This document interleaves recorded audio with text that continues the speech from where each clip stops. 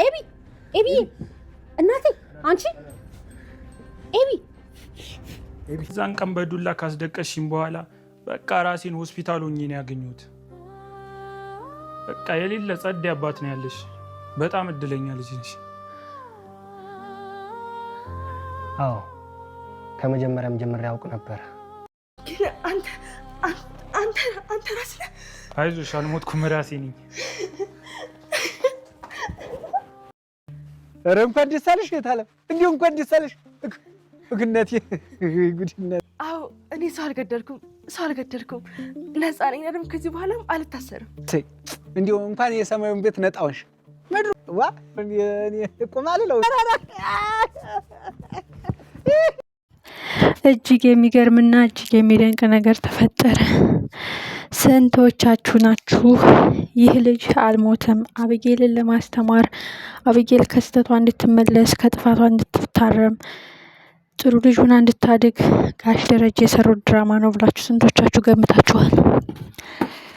እጅግ የሚገርምና እጅግ የሚደንቅ ነገር፣ የአባት ፍቅር፣ የአባት መስዋዕትነት፣ የአባት የፍቅር መግለጫ መለኪያ የሌለው ቃል፣ የአቶ ደረጀ ብልጠት፣ የአቶ ደረጀ ብልሃትነት እጅግ ለማመን የሚከብድ። ሰላም የተከበራችሁን የተወደዳችሁ ውድ ቤተሰቦች ሰላማችሁ ይብዛልኝ። ተወዳጁ ዳጣ እጅግ የሚገርምና እጅግ የሚደንቅ ነገር ነው የተፈጠረው። ስንቶቻችሁ ይህ ነገር እውነት ነው ወይ? የእውነት ጋሽ ደረጀ እንደዚህ አረገ ወይ?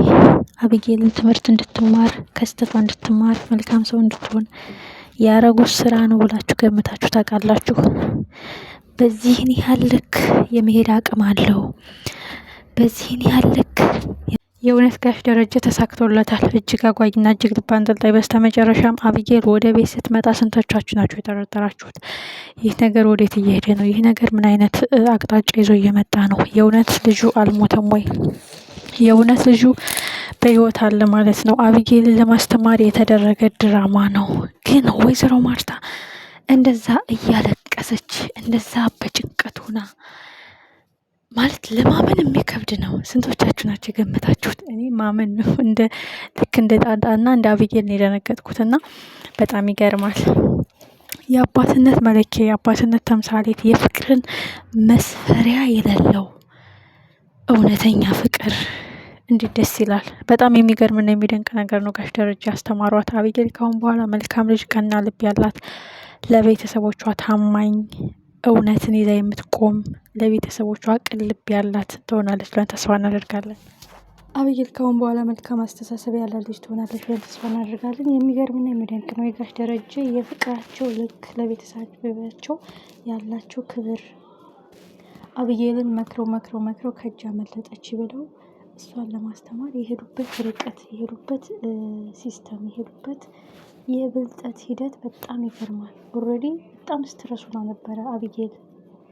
ዳጣም እንደዛው በቃ አቢጌል ልትታሰር ነው ያው ዳጣም በጣም ተጨናንቃ ነበርና ምን ያህል የደረጀ በቃ የመቀየር አቅማቸው በእርግጠኝነት ወይ አጣታለሁ ወይ ትቀየራለች፣ ወይ ትለወጣለች፣ ወይ ትጠፋለች፣ ወይ መጥፊያዋ ወይ መልሚያዋ ነው የሚሆነው ብለው ያሰቡት ነገር ነውና እኔ ኦልሬዲ ልጁ ሞቷል ብዬ ያስብኩት ናታንና ደረጀ ወደዛ ወደ ቤት ሲመለሱ ማርታ ስታለቅስ ሁሉም በጭንቀት እንደዛ ሲሆኑ ኦልሬዲ በቃ ልጁ ሞቷል የሚል ሀሳብ ነው ይገር እንትን ያለኝና በጣም እኔ ራሱ እንዳብዬ ነው የደነገጥኩት።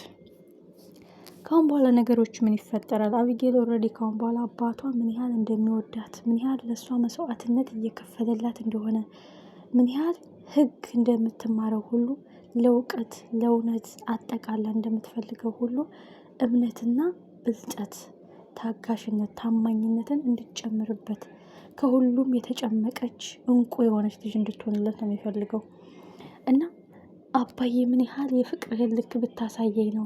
ምን ያህል ብትወደኝ ነው? እስከ ዛሬ እኔ ነኝ ልክ የበደልኩህ፣ እኔ ነኝ ልክ የጎዳው ብላ ነው አሁን መልካም ሰው ለመሆን የምትሞክረው። ውሃንም አስቧት። ውሃ ምንም ብትመታት፣ ምንም ብትጎዳት፣ ምንም ብትበድላት እህት ናት። በቃ የሆነ ሰው ስናጣው ነው ፍቅሩ፣ ጉዳቱ፣ ጎደሎነቱ የሚረዳን የምናውቀው ማለት ነው። እኔ ዋው ብያለሁ። የሚገርም አባት ነው ጋሽ ደረጀ። ለማስተማር የሄደበት ርቀት፣ ለቤተሰቦቹ ያለው ክብር፣ ትዳሩን ለማትረፍ፣ ቤቱን ለማዳን፣ ቤቱን ከውርደት ለማትረፍ ያደረገው ርቀት በጣም የሚገርም ነው። በጣም የሚገርመውና በጣም የሚደንቀው ነገር አሁን የናታንና የዳጣ ሁኔታ ነው። ናታን አሁን ሚስጥሩን ያውቃል፣ ግን ምንም አልደብቅሽም እያለ ለዳጣ ይህን ያህል ነገር መደበቁ በጣም ከባድ ነው። በጣም ማለት ነው። ምክንያቱም አብጌልና ዳጣ ብቻ ናቸው ሚስጥሩን የማያውቁት እኮ ነው ያለው ጋሽ ደረጀ። ካሁን በኋላ የናታንና የዳጣ ሁኔታስ ምን አይነት ግንኙነት ይኖራቸዋል? አብጌልስ ናታን እያለች በየቀኑ ነገር ትፈጥራለች ወይስ በቃ እድሌ ነው የምኖረው፣ እግዚአብሔር የፈቀደልኝ ነው የምኖረው፣ ፍቅር በግዴታ ሳይሆን በውዴታ ነው ብላ ልብ ትገዛለች? ካሁኑ የሆነ ነገር የተቀየረ ነገር አለ። የሆነ ነገሯ በጣም የተስተካከለ ነገር፣ በቃ የተገሰጠች የተሞረደች ያክል ነው የገባኝ ማለት ነው። እና እንደዚህ ፍቅሩን እስከ ጥግ የሚያሳይ አባት ያድለን። አባትም አለን። እውነት ኮርቻለሁ። የእውነት ማለት በጣም ምርጥ አባቶች አሉ። በጣም ቃል የሚያጥርላቸው እነሱን ለመግለጽ በጣም ልዩ የሆኑ አባቶች አሉና ከዛ መሀል ጋሽ ደረጀ ነው። በእያንዳንዳችን ቤት ጎድጓዳ ውስጥ አሉ ተምሳሌት የሆኑ አባቶች አሉና ለልጆቻቸው እስከ ጥግ ድረስ ህመምን፣ ስቃይን፣ ውርደትን ተከናንበው እስከ ጥግ ድረስ ልጆቻቸውን የሚያተርፉ አባት አሉ። የአብጌልን ደስታ ሲያየው ደግሞ ተመስገን ለምክንያት ነው ያለው። ልጁ ራሱ ፈጣሪውን አመሰገነ። የዛን ቀን አንቺ ባትመችኝ ኦልሬዲ በአደንዛዥ ሰክሬ ስለነበረ እወጋሽ ነበረ፣ እጎዳሽ ነበረ። መምታትሽ ጠቅሞሻል፣ እኔም መመታቴ ጠቅሞኛል። የተባረከው አባትሽ የሱስ ማገገሚያ ወስዶ የሌለ መልካም ሰው እንደሆነ ረድቶኛል። ካላስፈላጊ ሱሶች እንድጸዳ አድርጎኛል። ሰው እንደሆነ አድርጎኛል። በቃ መልካም ሰው እንደሆነ ረድቶኛል። ስለዚህ አንቺ በጸጸት ብትገረፊ በእኔ በኩል መልካም ልብ እንዲኖረኝ ተደርጓል።